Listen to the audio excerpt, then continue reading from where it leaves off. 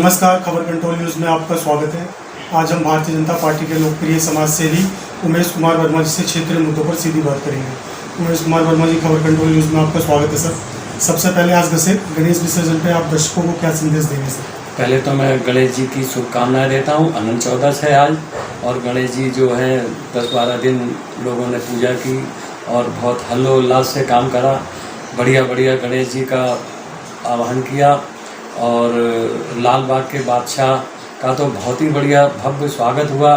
कई दर्शकों ने खूब दर्शन किए उनके, और बप्पा का बड़ा आशीर्वाद लिया लोगों ने। और ये कल से और आज तक खूब विसर्जन हो रहे हैं जगह जगह, बहुत हल्लोल्लास से काम हो रहा है। लेकिन इसमें एक विडंबना है, हमारे जब त्यौहार आते हैं, गणेश चतुर्थी आती है या रामलीला आती है, या रामलीला का कोई हमारा शोभा यात्रा निकलती है, गुरु नानक जी का शोभा यात्रा या गुरु गोविंद सिंह जी की शोभा यात्रा निकलती है, और हमारे बड़े धार्मिक काम होते हैं, शोभा यात्रा निकलती है। इस पे जो कुछ खराब लोग हैं, जो मतलब कुछ गिने चुने ऐसे लोग हैं जो पथराव करते हैं, गलत काम करते हैं, इससे हमारा जो नया मतलब फिर बदल जाता है, हिसाब किताब खराब हो जाता है। और जो हल्लोल्लास होता है वो एक मन को ऐसी ठेस पहुंचती है कि भाई बहुत गलत हो रहा है, ये ऐसा नहीं होना चाहिए, पथराव नहीं होना चाहिए। हम किसी धार्मिक के प्रोग्राम में कभी पथराव कभी हिंदुओं ने नहीं करा, कभी किसी ने यह नहीं कहा कि किसी को चोट पहुंचाई हो। भारत सबके लिए है, हिंदुस्तान की धरती सबके लिए है, चाहे वो मुसलमान हो, चाहे वो हिंदू हो, चाहे वो सिख हो, चाहे ईसाई हो। लेकिन जो धार्मिक कार्य हैं वो अपने चलते रहने चाहिए, और इसमें पथराव करते हैं, बहुत बुरी बात है। अभी गणेश जी के पंडाल में देखो पथराव करा कई जगह, ये गलत करा, पथराव नहीं होना चाहिए। और जो पथराव करते हैं वो कुछ ही लोग होते हैं जो माहौल को ख़राब करते हैं। मैं सबसे हाथ जोड़कर विनती करता हूँ, कभी माहौल को ख़राब ना करें, क्योंकि माहौल ख़राब करने से क्या होता है कि ये स्थिति बड़ी ख़राब होती है, भाईचारा ख़त्म हो जाता है, स्थिति ख़राब हो जाती है, और लोगों की नज़रों में आप लोग गिरते हैं। अगर आप लोग अच्छा कार्य करें देश में, क्योंकि इस धरती पर आप लोगों ने भी जन्म लिया है, हम लोगों ने भी जन्म लिया है, पुराना तो कोई है ही नहीं, बाप दादा परदादा कब से चले गए, आपने इस धरती पे जन्म लिया है, तो आप इस धरती के लिए, हिंदुस्तान के लिए कोई अच्छा कार्य करें, पथराव ना करें।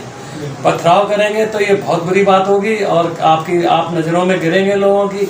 ये वर्ल्ड में भी छवि खराब होती है, विदेशों में बहुत छवि खराब है हमारे देश की, कि यहाँ के लोग कैसे कर रहे हैं।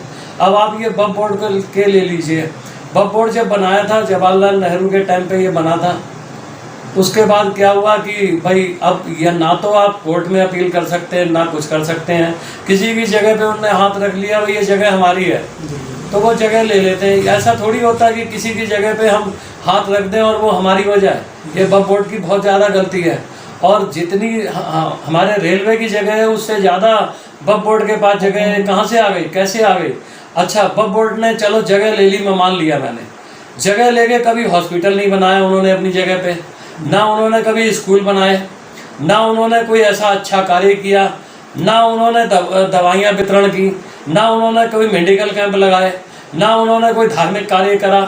देश के हित के लिए कोई काम नहीं करा, सारा जगह पे कब्जा कर लिया। तो सर वक्फ बोर्ड पे ज़्यादातर झुग्गी स्लम क्षेत्र देखे जाते हैं। भाई देखो, एक बात बताएं, ये झुग्गी झोपड़ियाँ जो बनवाई हैं ज़्यादातर कांग्रेस ने शुरू से बनवाई थी जी।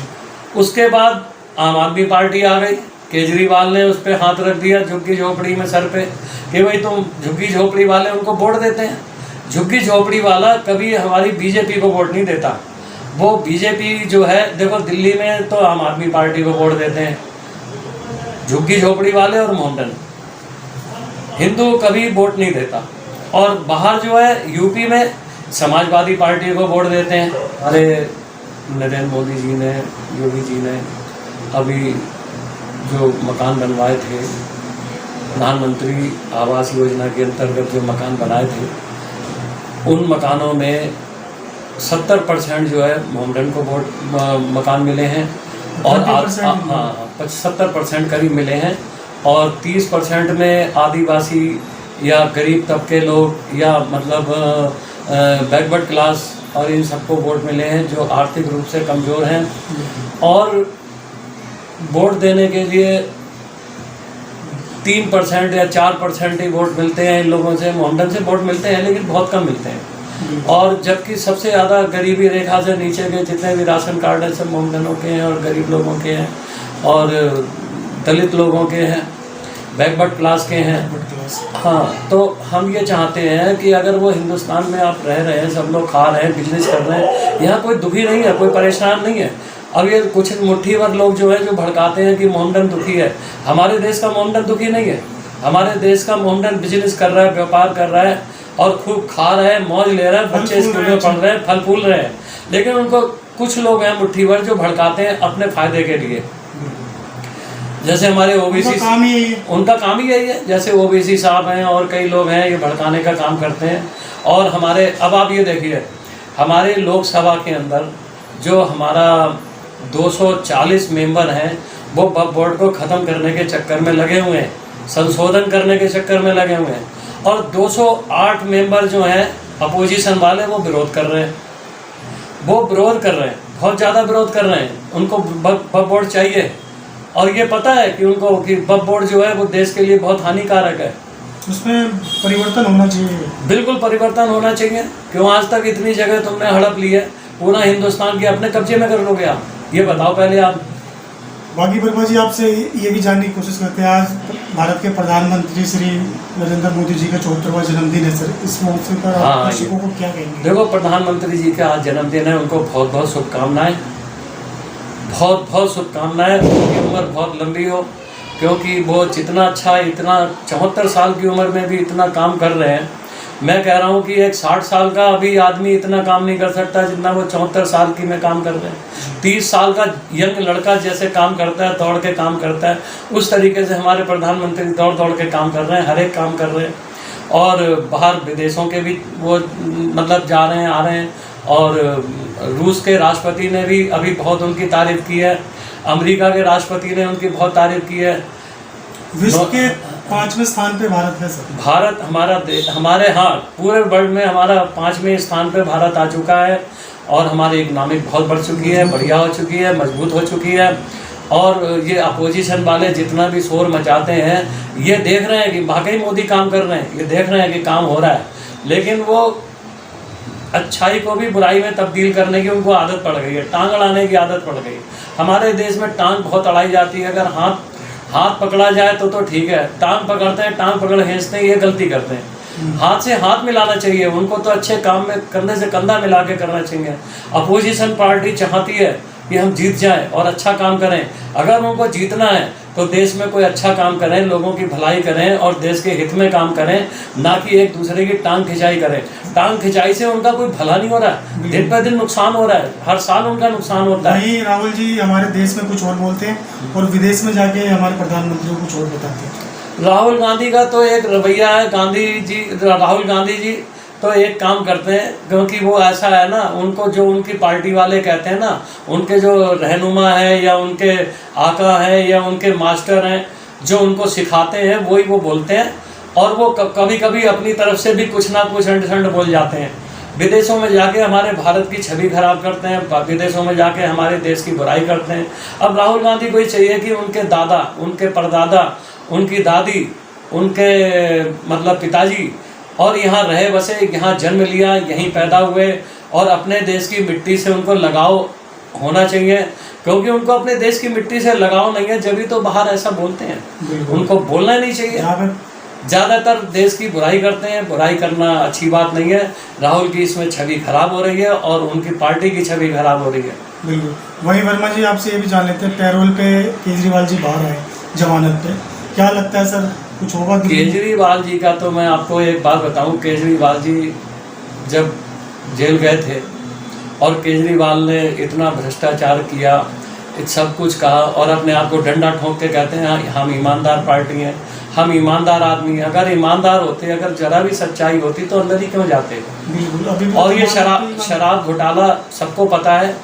जो शराब इनको परोसी गई थी पब्लिक को, वो इतनी बुरी परोसी गई थी कि एक के साथ एक फ्री, और उस फ्री के चक्कर में जो अद्धा पीता था वो पौवा पीता था, वो अद्धा पीने लगा, और जो अद्धा पीता था वो बोतल पीने लगा। कई लोग मर गए, कई लोग बीमार हो गए, कई लोग बहुत बुरी तरीके से, और कई लोगों का मृत्यु तक हो गई।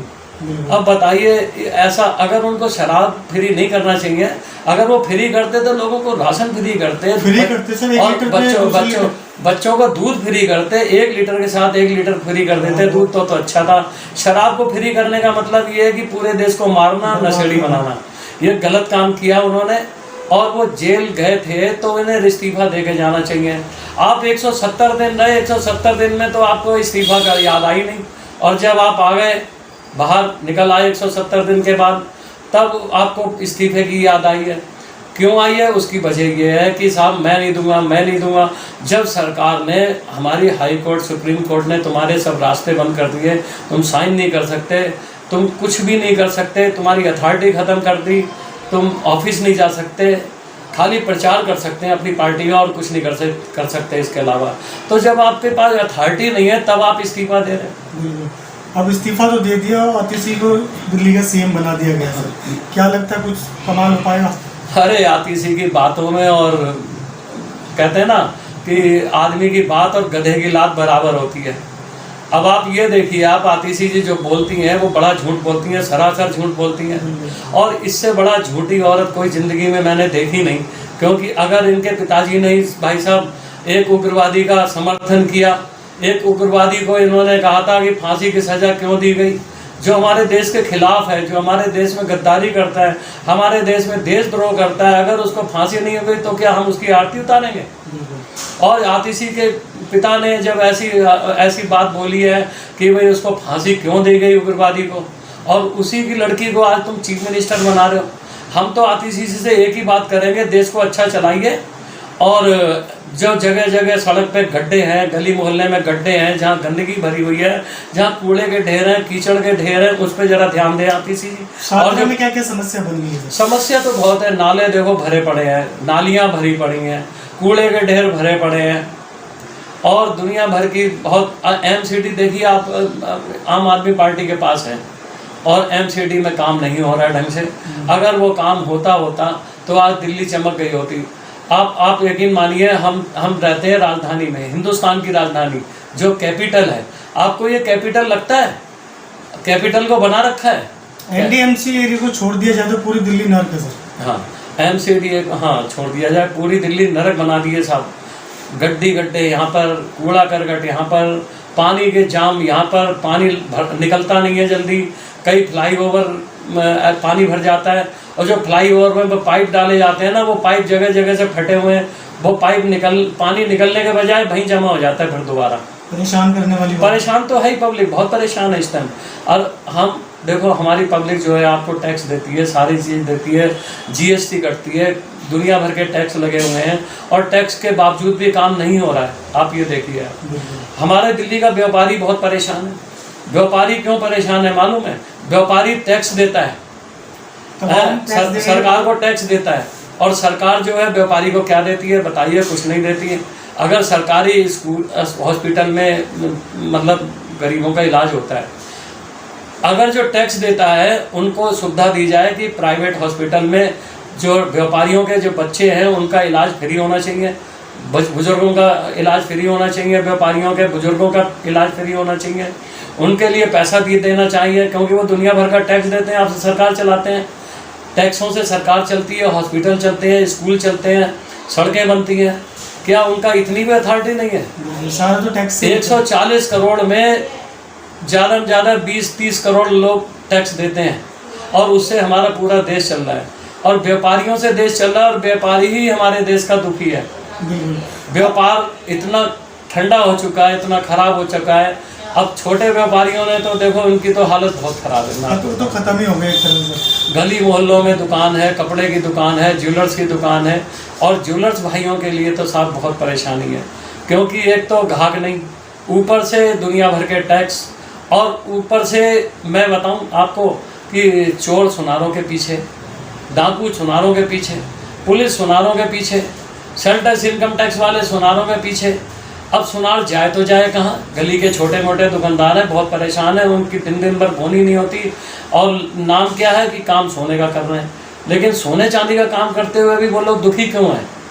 हम नरेंद्र मोदी से एक हाथ जोड़कर विनती करना चाहते हैं कि जो लोग गरीब दुकानदार हैं, जो छोटे दुकानदार हैं, जिनका मतलब परेशानियां हैं, उनको कोई ऐसी सुविधा दें, कम से कम उनका इलाज फ्री हो, उनके बच्चे फ्री पढ़े, और कुछ उनके लिए मतलब ऐसा महीने में या कोई चीज़ महीने में कुछ बांध दें थोड़ा बहुत, जो उनको थोड़े उनके काम आए, उनके बच्चों की पढ़ाई फ्री करवा दें, कुछ तो करें उनके लिए, क्योंकि हमारा जो व्यापारी है वो बहुत परेशान है। बाकी सर आपसे जानेंगे, आपकी शादरा के अंदर डॉग्स की बहुत ज़्यादा परेशानी देखने को मिली, काफ़ी लोगों को उन्होंने काटा भी है।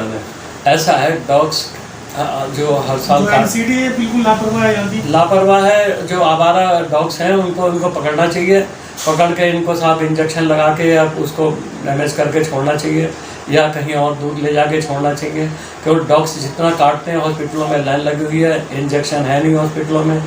डॉग्स या कोई जानवर काटता है तो उसके लिए हॉस्पिटल उपलब्ध नहीं है ज़्यादा इतने, और लोग परेशान होते हैं। आए दिन कुत्ता काटता ही है सड़क पे कहीं ना कहीं गली मोहल्ले में, और लोग डर के बच्चों के लिए तो बहुत ज़्यादा परेशानी है। बच्चों का तो पकड़ लेते हैं, बच्चों अरे हादसा बड़ा हो चाहे छोटा हो, बच्चों को ज़्यादा काटते हैं और बड़े को भी काटते हैं, ऐसी बात नहीं है।